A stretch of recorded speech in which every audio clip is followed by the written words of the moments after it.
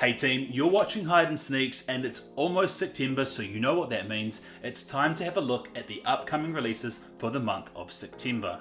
Now we do things a little bit differently on this channel, where instead of talking about every single release and looking at every running shoe that no one really cares about, we instead talk about some of the most talkable and possibly most desirable pairs that are releasing this month. And in the month of September, we have 13 awesome pairs to talk about. Alright, let's start off with this first pair, which is a collaboration pair releasing on September the 1st. And this is a collaboration between Lego and a kid's pair of Nike Dunks. I've liked what they've done here with that black outline with some of the features and shape on the shoe. It's kind of cool cartoony drawing, sort of leaning into the creativity aspect of Lego. This type of white treatment with the black outlines has been done really cool on making sort of cars animated as a paint job. So it's quite cool to see done on a pair of kicks. And I think it's really cool to see this treatment done to a pair of kid shoes because it is fun, it is creative, and unlike what we often see with grade school sizes where they just do random colorways, this one has a little bit of thought behind it and I think is a quite cool pickup. Moving over to September 6th, which is actually the birthday of our non-sneakerhead queen Brooklyn,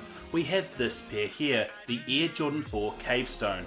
Now it's really interesting to see this one release, and there's a lot to talk about this. Now since COVID, we've seen so much interest in the Jordan 4 and resale prices have been crazy. However, in the past year, that has started to fall back. And even though there were some pairs that we thought would be so heavily desirable, some of them have just sort of fallen a bit flat. I look at the likes of the Military Blues 4s as an example, the return of the Jordan 4 Fears, they just didn't have the same interest we've had in previous Jordan 4s. So I'm interested to see how this one goes. Now we know brown's a popular colour, it's been played out very heavily with Travis Scott as a popular example, and kind of the likes of Armand Meunier. And this one's quite interesting because it is a bit reminiscent of a Travis Scott pair, either one of his friends and family pairs or some of his unreleased samples. And it's quite weird to see Nike Air on the heel tab, which is normally reserved exclusively for collaborations or OG retros. So I think this is a way of Nike trying to make a little bit more interest behind this particular model and give a little bit more excitement because it is something we hold against those non-retro pairs. However, I think a brown shoe is always good to have in the rotation, and this one is quite a tidy brown pair. Moving on to September 8th, and we have this pair here on the Nike Book 1 in the neon colorway. Now it's not hard to see what this Devin Booker pair is taking inspiration from. To be fair, a lot of Devin Booker's pairs tend to have inspiration from a lot of other popular models and colorways. We've seen it on some real popular ones of Jordans and Kobe's, so it makes sense to see an iconic one, especially in the anniversary of the Air Max this year, to have such a cool colorway. Now the neon itself is a very bold statement, it's very 90s. If you like Vault, you like it, and if you hate Vault, then you'll hate it. But I think it's quite cool to see this sort of treatment on a Book 1. Not a huge fan of the Book 1 in terms of like my personal preference, but I really do like to see that they're still trying to play things a little less safe and do that adaptation piece that we've seen on this, which is really cool. Moving on to September 9th, and we have this pair here, the Jordan 1 High in the Baroque brown colorway. Now, I didn't see much about this saying that this was a woman's release until just recording this video, and for that, I'm a little bit gutted because, as I said before, it's always great to have a brown pair in your rotation, especially if you're trying to build out a color wheel. And this looks to be quite a good brown colorway. It's kind of reminiscent of the color blocking you would see on a UNC High, a Storm Blue, or the Pandas, and I think has done a really good job at the execution. Obviously, it's a ladies release, so those in the big sizes, unfortunately, you're probably going to miss out because it doesn't look to be a full extended size run, but I do think this is incredibly wearable, so ladies, go and chase it. Moving on to September 10th, and we have this retro protro release of a Kobe 9 in the Moonwalker colorway. Now, I actually didn't know the inspiration behind this pair initially, so looking up, I was kind of surprised to see that it's meant to be a nod to Michael Jackson. I myself don't necessarily see it, but I haven't been the biggest Michael Jackson fan, so maybe there is some sort of motif there between the purple and that. Anyone knows, please let me know in the comment section below. I have seen that Kobe has released other pairs in the past that have kind of been reminiscent of other top achievers in their fields. An example of this also released the Kobe 9 in both a Bruce Lee colorway as well as a Beethoven colorway, so I assume it's part of that sort of motif of recognizing people who are great in their field, and obviously Michael Jackson was the king of pop.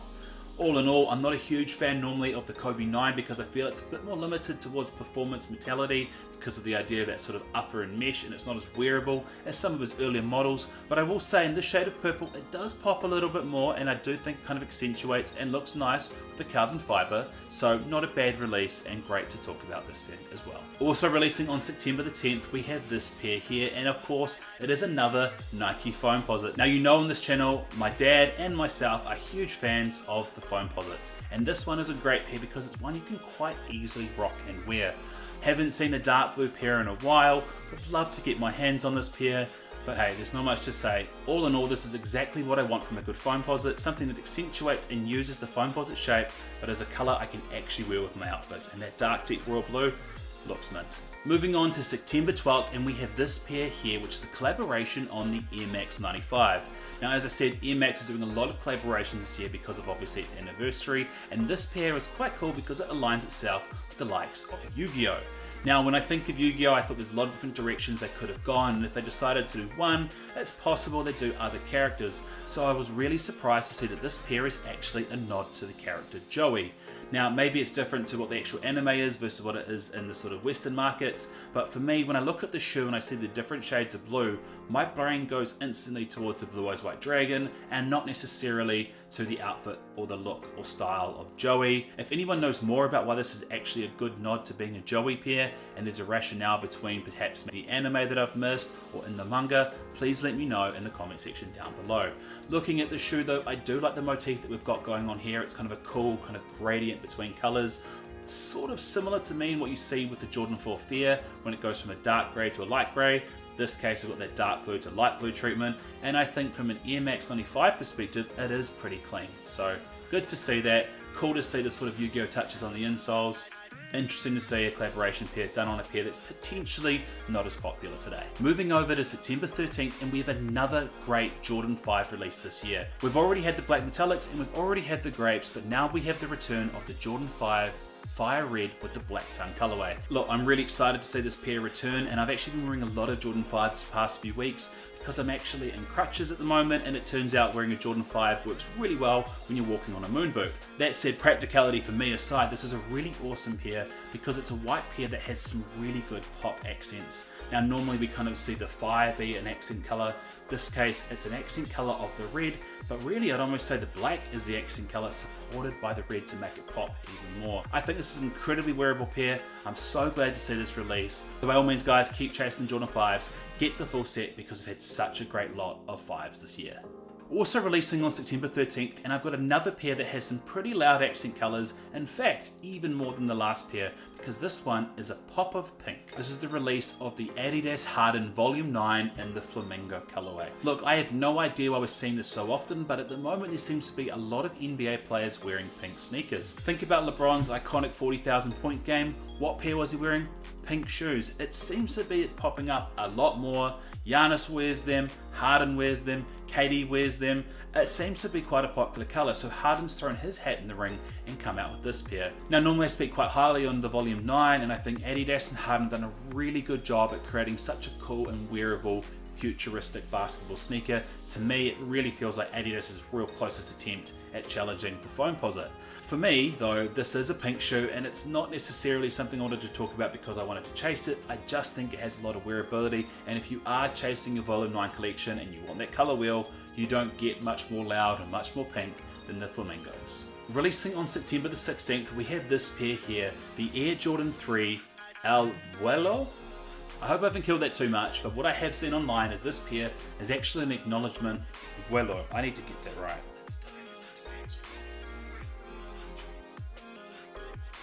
So it's actually called the Air Jordan 3 Vuelo, which actually means in English, the flight. So it's a cool kind of combination and nod to both Jordan and his jumping prowess as his airness, as well as an acknowledgement to luchador wrestling. And you see that on the exterior of the shoe, where they've switched out some of the panels, and it looks really premium. If you look at that side panel, there's the kind of sort of I don't know if you call them arch flares or flames that you would typically see on a luchador's mask, but it's a great acknowledgement of that. It's got the idea of that winning culture of a luchador wrestler and that gold accents, as well as that championship pedigree that we associate with Michael Jordan. So this shoe looks really premium, acknowledges quite a cool part of Mexican culture, so I will definitely, spoiler alert, be chasing this pair. Moving over to September 20th, and we have this pair here, the Nike Dunk Black Croc. Now last month we had another couple reptile pairs with the likes of that Croc pair we saw and that Python leather we saw, and this is a kind of extension of that. Now to me, when I look at this pair, I really feel like Jordan is trying to align itself maybe to a more premium feel, possibly, but I also think it's kind of a shot at maybe the shoe surgeon who used to do a lot of his pairs and kind of capture that sort of exotic animal leather and material in some of his reworks. They've obviously just been through a really big court case, so I'd say what Nike's kind of done is they've gone, there's an appetite for this in the market, why don't we create something for it and capture that? Which they've seemed to have done in these pairs here. And honestly, I think this execution of using these exotic animal faux leather materials actually looks really cool. So if you like this, pick it up. Also releasing on September 20th, we have a new collaboration between Travis Scott and Fragment on an Air Jordan 1 Low. Now, I'm talking about this because it's a Travis Scott and people seem to still be excited by this. I myself am so far past this excitement. When they said they weren't going to release any more Travis Scott lows, they've just changed that again and again and again. And to be perfectly obvious, I'm not sure if it's because I've seen so many leaked pictures or if ultimately the look of this with a white base and the blue swoosh is kind of so similar to a lot of his other pairs. To me, it's a new release, a collaboration, and if you haven't got your hands on Travis Scott, there's a bit of a feel-good factor about getting a kind of sought-after collaboration, but to me, ultimately, that's kind of boring.